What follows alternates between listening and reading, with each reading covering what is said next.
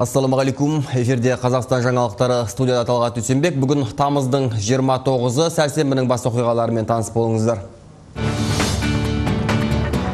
ақш палата өкілдерінің мүшесі Қазақстан президенті Нұрсұлтан Назарбаевты әлемдегі бейбітшілікті дамытуға қосқан үлесі үшін Нобель сыйлығына лайық деп бастама көтерді.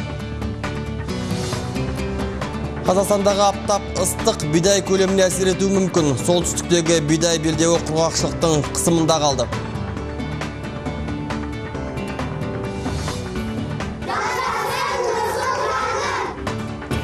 Ұлт лидеріне табыну балабақша бүлдіршіндерінен басталады. Бүгін Астанада өткен Конституция күніне арналған іс-шара осыны көрсетті.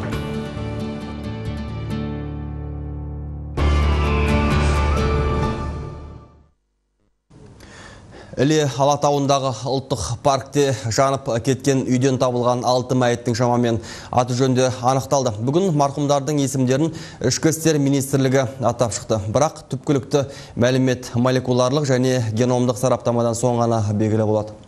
Бұған дейін алдында өлтірілген 6 адамнан бөлек өртенген үйден қосымша тағы 6 мүрденің қалдықтары табылғаны айтылған. Әзірге белгісіз жағдайда опат болғандардың 12 адамға жеткен кеше елдің бас полицейде растаған болатын.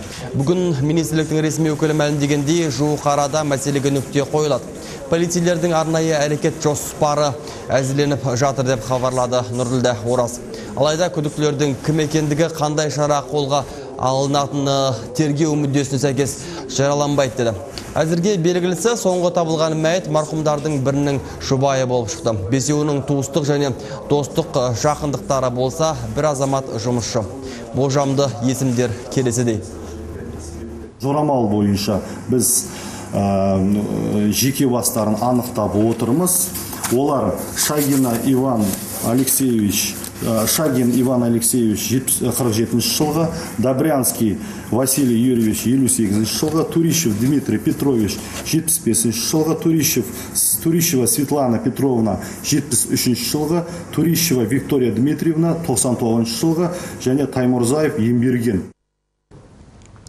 Хабарып жалғастырамыз. Козлов Сапарғали Әменов ісіне қатысты Ақтау қаласында қаралып жатқан сотта бүгін Айжангүл Әмірова куә ретінде жауап берді. Қоғам белсендісі биыл қаңтар айында ұсталып, жарты жылға жуық абақта тергелгеннен кейін күдіктіден куәгерге ауысып босап шыққан болатын. Әмірова Жаңаөзен оқиғасына сотталушы саясаткерлерді ғана емес, тәуелсіз бақтарды қоса айыптап, мұның бәрін қуғындағы кәсіпкер Мұхтар Әбіләзовпен байланыстыра сөйледі. Ал кеше куәлік еткен Наталья Ажғалиеваның медициналық психологиялық тексеруден өтуін сұраған адвокатының өтінішін судья бүгін құптамай тастады. Ақтаудағы соттан тілшіміз Гүлжанат Пірімбет баяндайды. Сотқа кіре салысымен куәгер Әмірова өзіне Владимир Козловтың қорғаушысы Венера Сәрсенбинаның тарапынан қысым болып, өз қауіпсіздігі үшін алаңдайтынын айтып шағымданды. Ақтаудағы қазақ тілінде өтіп жатқан сотқа қатысып жатқан жалғыз қазақ тілді қорғаушы мұны арамдатушылық деп бағалады. Енді мен бұл мәселені әрине аяқсыз қалдырмаймын. Көрем, қайдан келген, немене ол шантаж дейма, не угроз дейма анықтаймын.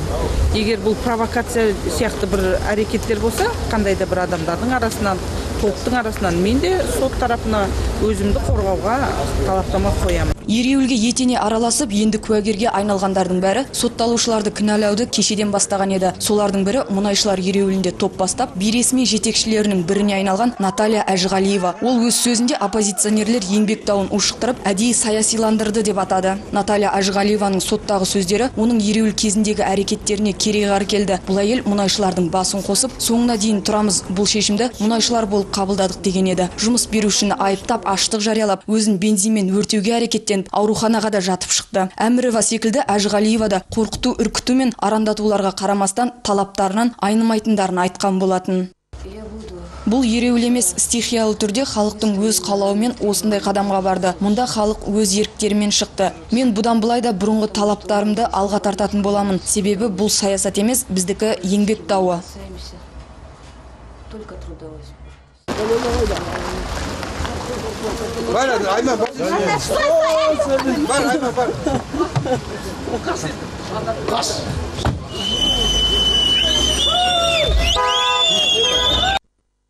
Сотталып жатқан саясаткерлерден бұрын Айжангүл Әмірова қамауда болып шықты. Қазір өзен мұнай газға жұмысқа тұрған Наталья Әжіғалиева да бастапқыда ұсталғандар қатарында аталған еді. Осы оқиғаларды жіті қадағалап жүрген қоғам белсенділері куәларға құш құрылымдары жағынан үлкен қысым болды деп түйеді. Бұл адамдардың қысым көргендігін және әлгіндей 65-ші бапқа келісіп, сол арқылы өздерінің бас бостандығын алуға мәжбүр болғандығын және сол келісім негізінде қазір жұмыс жасап жатқандығын көрсетеді. Бүгін сот барысында тыңдалған куәгерлер сотталушы үшеудің қуғындағы саясаткер Мұхтар Әблязовпен тығыз байланыста болды дегенді жиі қайталады. Ереуіл басталғаннан бері елге ақпарат таратып жүрген тәуелсіз бақтарды да осындай айыптауға ілінді. Алдағы уақытта сотталушылармен кезінде тізе түйістірген тағы бірнеше адам куәлік бермек. Гүлжанат Пірімбет, Бауыржан Ыдырысов, Қазақстан, Ақтау. Ақтаудағы осы оппозициялық саясаткерлер сотында К+, Станова, Взгляд пен республикасында ақпарат құралдары Маңғыстау түбегінің халқын адастырды деп ашық айыпталып жатыр. Құзырлы орган өкілдерінің сөзіне қарағанда, бұлар Әблязов құрды делінген қылмыстық топтың идеологиясын таратқанымыз. Алайда тәуелсіз сарапшылар бұл айыптаудан саяси тапсырыстың иесі аңқит деп отыр. Және билік мемлекеттік идеологияны жүзеге асыратын қуатты бақ ресурсын қолына ұстаған елде. Мұнда айыптаудың еш негізі жоқ дейді. Азамат Еспергеннің бейнематериалы. Республика газеті, К+ телеарнасы мен Станова интернет-порталы сот сараптама орталығы үшін әлеуметтік жіксалушы және араздықты қоздырушы ақпарат құралдары болып табылады. Сотта сөз алған орталықтың маманы бұл ақпарат құралдары мұнайлы өлке тұрғындарын билікке қарсы қойып, билікті құлатуға шақырып, тіпті ереуілдің өршуіне де себепкер болды деп тұжырды. Тәуелсіз журналист Ермұрат Бәпей бұл түйінмен түпкілікті келіспейді. Әблязовтың жандайшаптары атанған журналистер шын мәнінде өңірдегі үлкен әлеуметтік проблема туралы дабыл қағып келді дейді. Олардың ортасына әкеліп үлкен бір экран қойып күні-түні К+-ті айналдырып көрсетіп жатқан жоқ қой олар. Олар күні-түні сонда аштық жайлап жатты. Сондықтан бұл енді жаңағы қараңғы бөлмеден қараңғы мысықты аулаудың әдісімен жасалып жатқан дүние деп ойлаймын. Сонан кейін оның түп мақсаты мынау Қазақстандағы тәуелсіз баспасөз құралдарын ақыр аяғы құртып тыну, соларды жабудың әрекетімен жасалып жатқан дүние деп есептеймін. Саясаткер Әміржан Қосановтың пікірінше бұл Ақордада жазылған жоспардың бір бөлігі. Ал К+, Стан секілді ақпарат құралдарын атап тұрып айту келесі соққының қайда бағытталатынын аңғартады деп болжайды. Билік оппозициялық бақтағы ақпараттан сескенеді. Сондықтан журналистер халықты арандатты деген секілді күлкілі айып тағуға мәжбүр дейді. Мұнайшыларды сотталған процесс сценарийдің авторларының ойынша осындай саяси өзінің шыңына жету керек. Меніңше бұлардың жоспары солай. Сондықтан осы сотта бір ішінара пікір қалыптастырып, ертең тағы да бір сот процесі басталды, немесе осы соттың бір қосымша шешімімен олар жауып тастауы мүмкін. Өз басым бұдан басқа себеп көріп тұрған жоқ. Сарапшылар қазір бақ бүтін халықтың санасын тұмандап, өз дегенімен жүргізе алмайды деп санайды. Көз ашық жандар үшін ақпарат алудың алуан жолы бар. Ал егер биліктің дегеніне салсақ, онда ең алдымен мұнайшылар ереуілі туралы жақ ашпай келген мемлекеттік бақтарды жазалау керек. Саясаттанушы Расул Жұмалы осылай дейді. 7 ай бойы бейбіт жаңағыдай талаптары ешкім қараған жоқ, ешкім айналысқан жоқ бұл мәселемен. Нәтижесі осындай қантөгіске алып келді. Ашық ақпаратты айтпай, меніңше қандай да дүниеге қол жеткізуіміз не ғайбыл. Сондықтан менің ойымша сол шындықты жеткізген бұқаралық ақпарат құралдарын айыптамай, керісінше осындай жағдайда оларға алғыс білдіру керек. Сот сараптама орталығының тұжырымдамасы Ақтаудағы соттағы мемлекеттік айыптау үшін аса маңызды. Өйткені айыптау негізі билікке келгісі келген саяси күштер бақты пайдалана отырып, Жаңаөзендегі қанды қырғынды қолдан жасады дегенге саят. Сарапшылардың пікірінше, Ақорда сот орындығындағы қоғам қайраткерлері мен олармен сыбайлас делінген ақпарат құралдарына билікке келу үшін алдымен телеграф пен поштаны басып алған большевиктер ретінде қарайды. Азамат Есперген, Серік Қаржаубаев, Талғат Өмірбек, Алматыдан.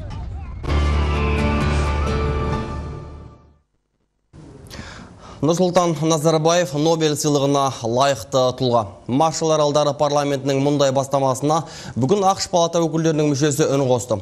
Америкалық саясаткер Нұрсұлтан Назарбаев ондай құрметке 91 жылы Семей полигонын жауып, әлемдегі бейбітшілікті дамытуға қосқан үлесі үшін лайық деп есептейді.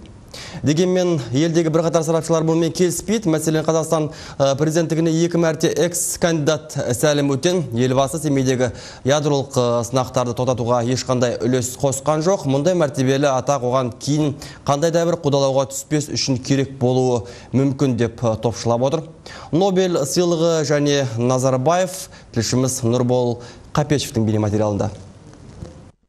40 жыл сынақ алаңы болып, миллиондаған жанның болашағына балта шапқан Семей полигонының жабылғанына 21 жыл толуы қарсаңында әдеттегідей Нұрсұлтан Назарбаевтың есімі жиі айтыла бастады. Себебі ол тажал алаңдағы сынақтарды тоқтату туралы жарлыққа қол қойған еді. Бұл шешімге президент оңайлықпен қол жеткізбегенін айтудан танар емес. Широкое народное движение поддержку моих инициатив. Менің ядролық сынақтарға қарсы бастамаларыма халық тарапынан көрсетілген жаппай қолдаулар маған өз халқымның мүддесін қорғауда нық сенім мен үлкен күш берді. Кеңес одағы басшылығының жойқын қарсылығына қарамастан, мен полигонды жабу туралы жарлыққа қол қойдым. Нұрсұлтан Назарбаевтың мұндай елеулі еңбегі ескерусіз қалмауға тиіс. Елбасына Нобель сыйлығын беру туралы күні кеше Жапон депутаты Хироюки Морияма бастама көтерген. Бүгінгі форумда бұл пікірді ақш конгрессмені қуаттап шықты.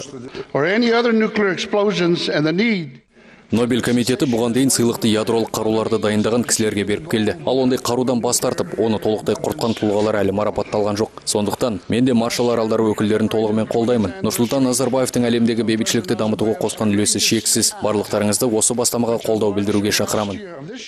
Тек қазақстандық саясаткер Сәлім Өтен шетелдік лауазым иелерінің мұндай пікірімен мүлдем келіспейді. 2 мәрте президент болуға талпынған ол Нұрсұлтан Назарбаев Семей полигонын жабуға да Қазақстанның ядролық қарусыздануына ешқандай еңбек сіңірген жоқ деп есептейді. Оның айтуынша, елбасына мұндай сыйлық президенттіктен кеткеннен кейін керек болуы мүмкін. Ертең ол біліп тұр. Алмақтың салмағы бар. Міне Муаммар Каддафидің несін көріп жатыр. Мубарактың несін көріп жатыр. Билеп келіп аяғына не болған көріп отыр.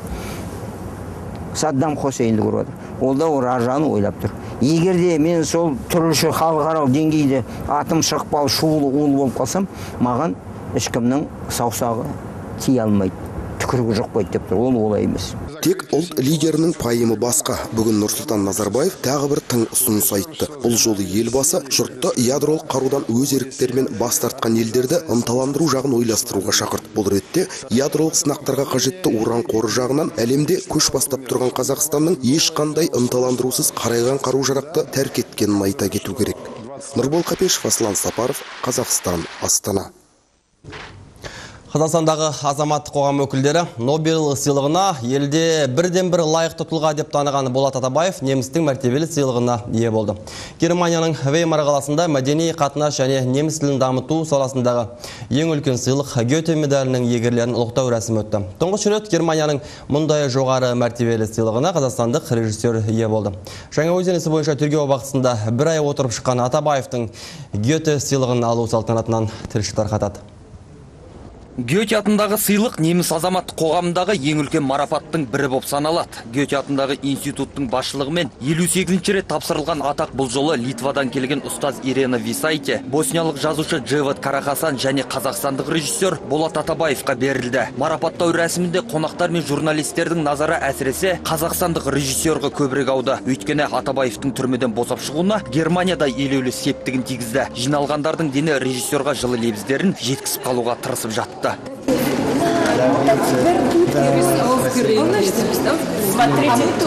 Бұл марапаттау рәсімі бұрынғыдан өзгеріп өтті. Себебі өз сөзінде Гете институтының директоры және Веймар қаласының әкімі көбінесе қазақстандық режиссерға көңіл көбірек бөлді. Көпшілік Болат Атабаевтың түрмеге қалай отырған жайлы білуге тырысты. Германияның сыртқы істер министрі Корнелия Пипер режиссердің өмірін нағыз күрескердің тағдыры деп бағалады және азаматтық көзқарас үшін ашық ойлы азамат екенін сыйлайтын жеткізді.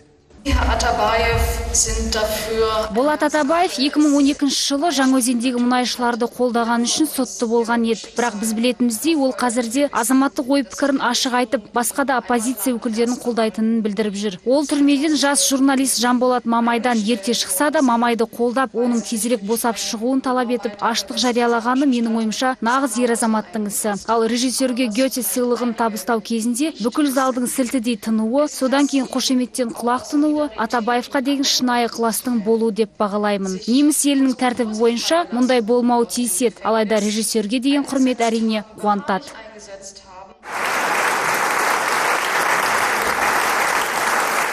Ал Атабаев өз кезегінде неміс жұртшылығына алғысын білдірді. Гете институтының қай кезде де қолдап, қашанда ыстық лебіздерін жолдап жатқандарына ырзашылығын жасырмады. Германия өмірінде ерекше орын алады деді ол. Мысал ретінде Йоганн Вольфгангтың қараңғы түнде тауғалық атты өлеңін келтірді. Ол ақынның шығармасын орыс тіліне аударған Лермонтовтан кейін жарты ғасырдан соң ғана Абайдың жаңаша түлетуі мәдениет пен өнерге деген елеулі үлес екенін жеткізді.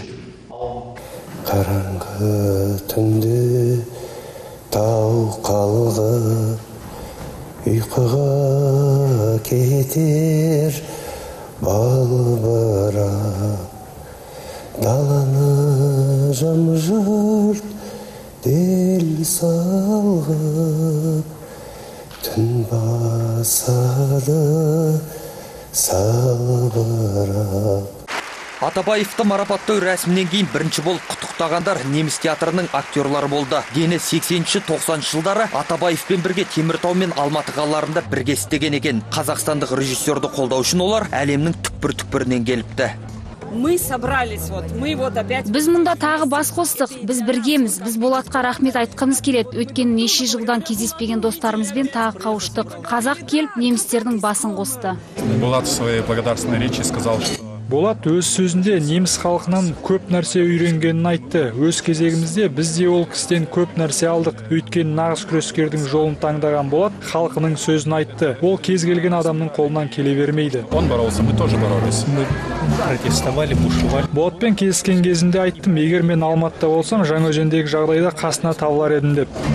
Если бы я был в Алмате, я был бы с тобой в Жаңаөзене. Веймар қаласына Гете институтының Қазақстандағы өкілдері де келді. Институт директоры Барбара Френкель-Тонет бұл сыйлықтың Болат Атабаевқа беру туралы ұсыныс тастағандардың бірі, және бұл жылы Гете медалінің лайықты адамға, яғни Болат Атабаевқа тапсырылғанына қуанышты екенін білдірді. Бұл марапат Атабаев үшін неміс мәдениетінің қаншалықты маңызды екендігін және Германияда оның қаншалықты құрметтеп сыйлайтындығына сенімдімін. Бұл медальға Атабаев көп жылдық мәдени байланыстың арқасында қол жеткізді. Және Германияда ғана емес, Польша мен Ресейде де Атабаев шын талант ретінде өзін мойындатқан адам. Ал Болат Атабаев Гете медалін алғанда ерекше сезінгенін айтады. Айтуынша бұл медаль оны түрмеден және қазақстандық режимнің қудалауынан сақтап қалатын қорған іспетті. Екінің бірінің қолы жете бермейтін мұндай марапатты алып тұрса да, Атабаев Маңғыстаудағы мұнайшылардың жағдайын бір сәтке болса да естен шығармаған жеткізді. Қоғам белсенділерінің үстінен өтіп жатқан соттың соңы қалай болатынына алаңдайтынын айтады. Я там, сидя на лужайке. Аллаға шүкіршілік еттім. Гете мен Абайдың рухына бағындым. Міне 3 күн бұрын мен сарайға кіріп, Абай мен Гетенің Анна Амалияның рухына тағзым жасадым. Әруақтардан мен Қазақстандағы қиын жағдайдың шешілуін және мұнайшыларды қолдаған Владимир Козлов, Серік Сапарғали және Ақжанат Аминовтардың тезірек босап шығуын тіледім. Ақжанат Аминова. Енді Болат Атабаев Берлинге жүреді. Режиссердің жоспары бойынша олар Бундестагтың бір қатар депутаттарымен кездесіп, жаңаөзендіктердің мәселелерін талқыламақ. Сондай-ақ Қазақстанға Германиядан арнайы комиссияның келуін, мәдени және саяси белсенділердің жаңаөзендегі жағдайды көз-көзімен көріп, өтіп жатқан сот шешімінің әділ болуын қадағалауға шақырмақ. Ержан Шайжанов, Диас Ақпаев, Анна Кужникова, Павел Энгельгард, Веймар, Германия.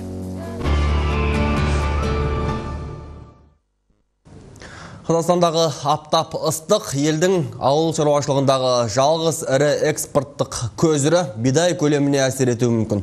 Солтүстіктегі бидай белдеуі құрғақшылықтың қысымында қалды. Елдегі фермерлер қауымдастығы егін шаруашылығына қаржы салған диқандарға мемлекет қаржылай көмек көрсетпесе, олар қиын жағдайға тап болады деп дабыл қағып жатыр. Биылғы құрғақшылық экспортқа қаншалықты әсер етеді? Қазақстан ішкі нарықты қамтамасыз ете ала ма? Алдағы құрғақшылықтан шығар жол қайсы деген сауалдарға алматылық тілшіміз Қайсар Қалтаев жауап іздеп көрген еді. Биылғы құрғақшылық өрттен бөлек егістің түсіміне де кері әсер етті. Бидай өніміне арқа сүйейтін солтүстік өңірдің өзі жаз бойы жауын көрмеді. Ауыл шаруашылығы саласының кейбір мамандары биыл өзгені түгіл өзімізді онымен қамтамасыз етеміз бе деген сауалға алаңдайды. Бұдан бөлек мемлекеттен несие алған шағын және орта шаруалар енді сол несиені қайтарудан қиналып қалуы мүмкін деген болжам бар. Қазақстан фермерлер қауымдастығы биылғы құрғақшылық егін даласын ғана емес, осы саладағы түйткілдерді де жалаңаштады дейді. И они платят на 1 гектар такой. Мәселен, Ресейде белгілі себептермен егін өспей қалған жердің әр гектарына теңгеге шаққанда 7,5 мың көлемінде өтемақы береді. Ол біздер үшін үлкен көмек болатын еді. Өкінішке орай мемлекет бізге қарайласпайды. Егер бұлай жалғаса беретін болса, егін егетін халық болмайды. Оларға пайда түспесе, күнін көре алмаса, егін шаруашылығының кетуі заңдылық. Қазақстанда табиғаттың теріс мінезінен теперіш көрген шаруаларға мемлекет гектарына 6-8 доллардан субсидия бөледі. Ауыл партиясының жетекшісі Ғани Қалиевтің айтуынша, Ресейде ол сома 40 долларды, ал Белоруссияда 250 долларды құрайды. Дегенмен аграршы саясаткер құрғақшылыққа қарамастан ішкі нарықты астықпен қамтуға толық мүмкіндік бар дейді. Сондықтан құрғақшылықтың байбаламымен ұн бағасын көтеруге еш негіз жоқ деп санайды.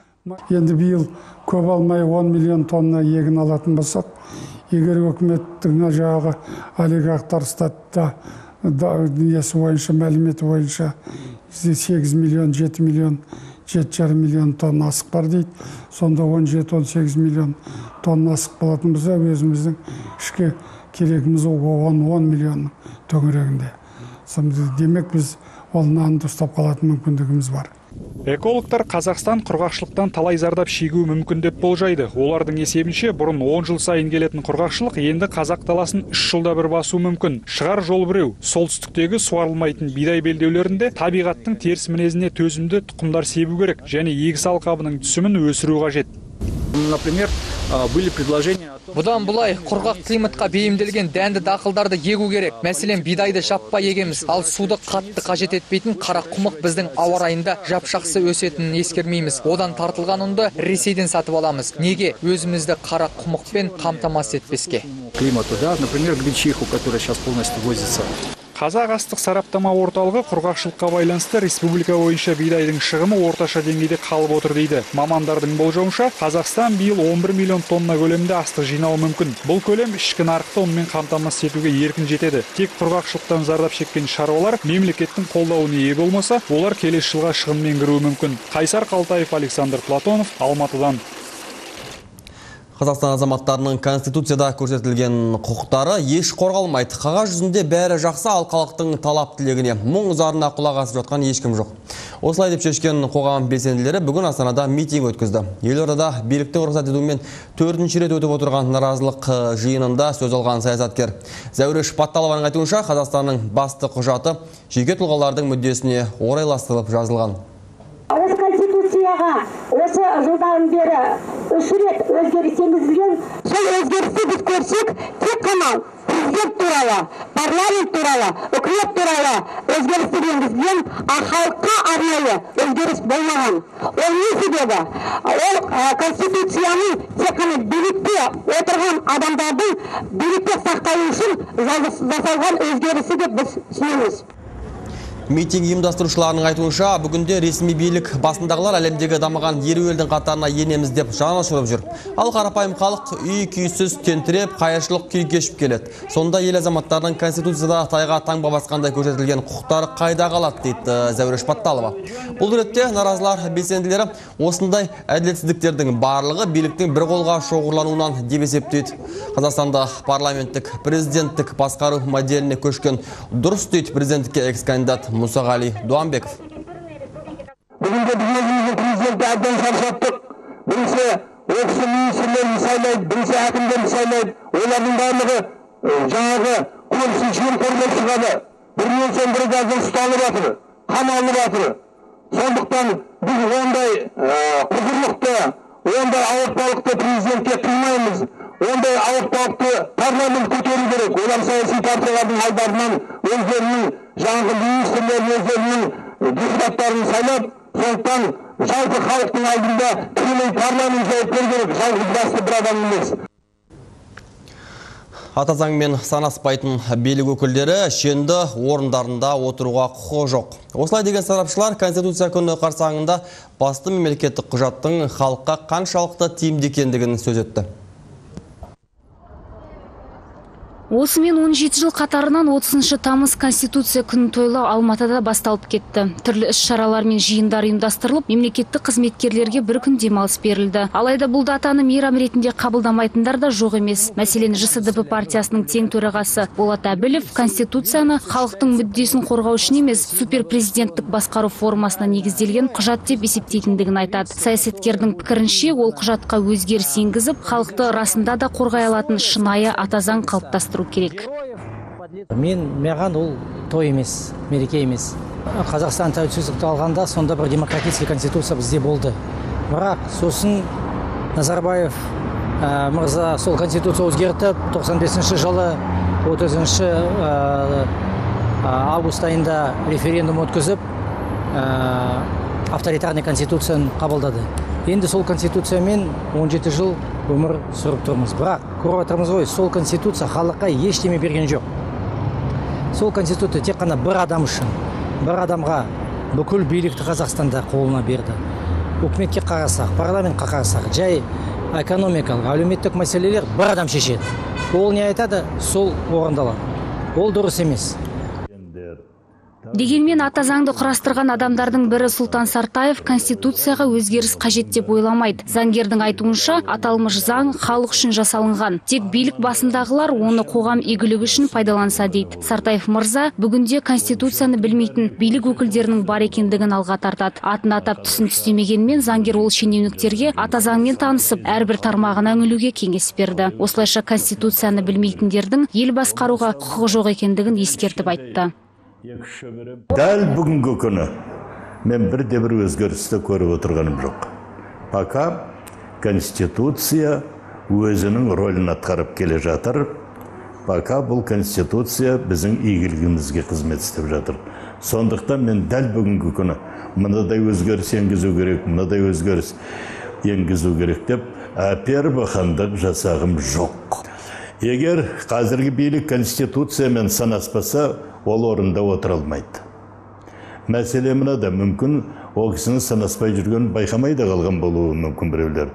Егер байқаған болатын болса, ол Конституциямен санаспайтын болса, ол отырған орнында бір күн отыруға құқы жоқ оның. Бүгінгі таңда ата заңның қаншалықты орындалып жатқандығы жайлы қоғам пікірі де әртүрлі. Конституция Қазақстанда тұратын Қазақстан азаматтарын құқығын толықтай қорғап жатқан жоқ. Неге? Себебі көптеген сот шешімдері заңды түрде жаңағы оңды шешімдерін тауып жатқан жоқ. Әлемдегі барлық жақсы конституциялардың бірі біздің Қазақстан Республикасы. Конституцияны дұрыс қолданып жатқан жоқ, тек өздерінің билігін ғана жүргізіп жатыр. Конституция көңілін туады, бірақ онымен санаспайтын билік өкілдері көп қой негізі. Билік өкілдері Конституциямен санасады, бірақ барлық жағдайда емес, көп жағдайда адамның құқықтары тапталып жатады. Ата заңда адам құқықтары айқын көрсетілгенмен оның тапталып жатқандығына қоғам осылайша өз наразылығын білдірді. 21 ғасырға сай, халық бүгінде заңды құқықтарының орындалуын ғана қалайды.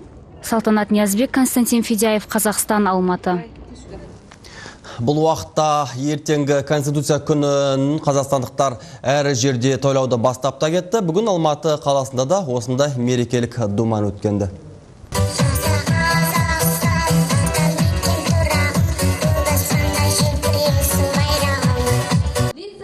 Мемлекеттің басты құндылығы адам деп Конституцияда көрсетілгенде, бұл жолы ұйымдастырушылар 16 жасқа толған алматылықтарға жеке куәліктер тапсырып, бірінші сыныпқа баратын 100 бүлдіршінге сыйлық ретінде мектеп сөмкесін тарту етті. Осылайша өскелең ұрпаққа қуаныш сыйлауды жөн санапты. Бұдан бөлек барлық қала тұрғындарына арналып мерекелік концерт ұйымдастырылды. Жиналған қауым ата заңды құрметтеу міндет дейді. Ұлт лидеріне табыну балабақша бүлдіршіндерінен басталады. Бүгін Астанада өткен Конституция күніне арналған іс-шара осыны көрсетті. Балабақша мен мектеп табалдырығын аттағалы жатқан астаналық бүлдіршіндерге тұңғыш президент мұражайында осы мақсатта ашық сабақтар өткізілді. Балаларды отан, президент, Конституция ұғымдарымен жете таныстыру үшін мұражай қызметкерлері барын салып жатыр дейді ұйымдастырушылар. Бүгінгі тұңғыш президент мұражайы Астананы Алматыдан Ақмолаға көшіргенде ұлт лидерінің алғашқы резиденциясы болған. Бүгінде бұл жерде балабақшадан бастап Назарбаевқа табындыру жұмыстары басталып кетті. Нұрсұлтаным жазасын деп басталған дәріс ұлт лидерін ұлықтап, балаларға конституция кепілі болып саналатын Назарбаев туралы мұражайды аралатып, мағлұмат берумен жалғасты. Халқының жолдауын елге санайтқан өздерінің ойының арқасында, өздерінің отанға деген, конституцияға деген, мектепке, білімге деген көңіл күйлерін білдіруде, ән шашу арқасында, тақпақ, ән айту арқасында. Тілшілер дайындаған жаңалықтарды көрдіңіз, бізден ақпарат күтіңіз.